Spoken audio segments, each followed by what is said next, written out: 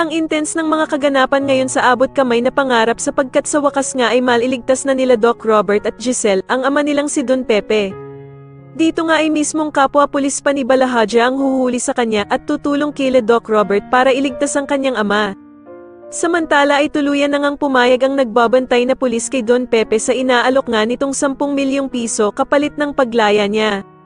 Subalit bigla namang dadating si Balahaja at magpapaalam ito sa pulis na bantay na pupunta na muna daw siya ng Maynila dahil sa meron daw siyang aasikasuhin kaya naman ay bantayan daw nito ng maigi si Don Pepe habang wala siya.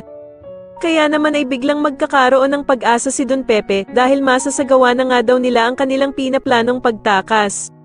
Sa kasamaang palad naman habang papatakas na nga sila Don Pepe at ang pulis na nasuhulan nito, ay wala naman silang kaalam-alam na nakasunod na pala sa kanila si Balahaja na ang akala nila ay nakaalis na ng Maynila.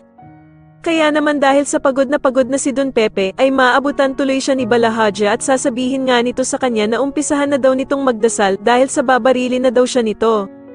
Samantala ay mabuti na nga lang at nakatawag na ng mga pulis sila Doc Robert at Giselle kaya naman ay saktong maabutan nila si Balahaja na tinututukan ng baril ang ama nilang si Don Pepe.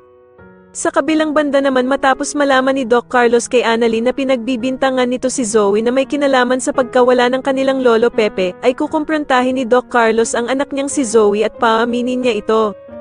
Kaya naman ay hindi malaman ni Zoe kung aamin ba siya o hindi dahil sa takot na takot itong madamay sa pagkawala ni Don Pepe.